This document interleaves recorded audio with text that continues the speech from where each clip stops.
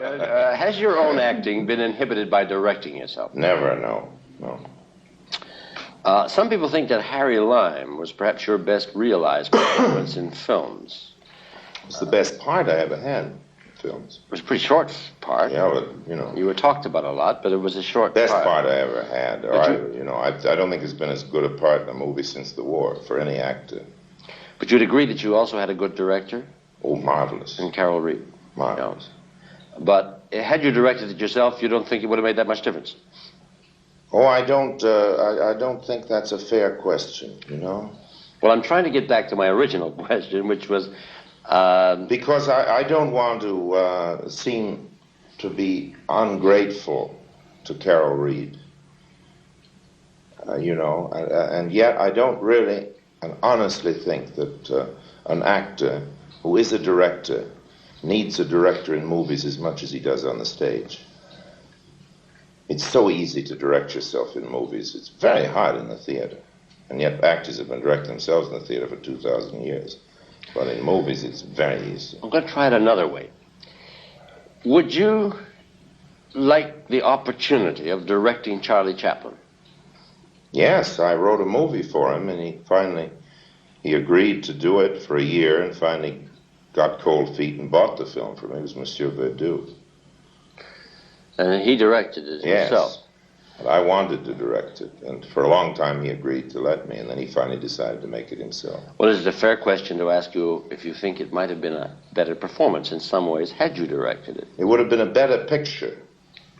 I don't think it would have been a better performance, because he is essentially a great actor and a good director.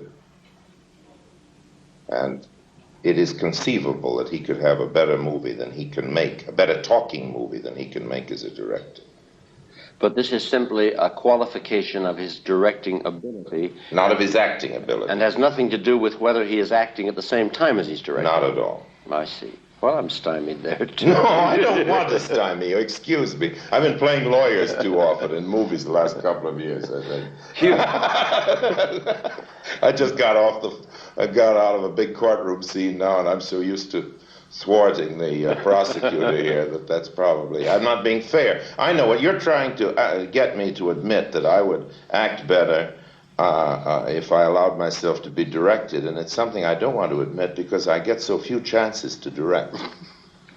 And I'm always being directed that I don't want to go around saying how glad I am to have directors, because I'm always looking for a chance to direct. Well, that's fair enough.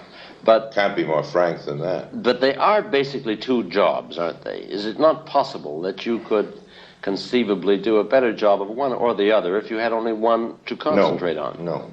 Not in movies. Not in movies. Not a real actor-director in movies. I'm convinced of it. I don't think that Olivier would be any better in Shakespeare in the movies with another director.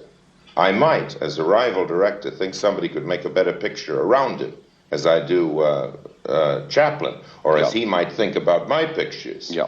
But I don't think there's anything to do with him as an actor that amounts to anything. There might be a take or two you'd improve, but not enough so it matters. I think first of all, I think directing's the most overrated job in the world. It's the only one I really love in show business, but I think it is tremendously overrated. Well, now, can that be true in the sense that a great many people that I've talked to who have worked under you as a director have said that they have never been able to duplicate a performance under another director as they have under you?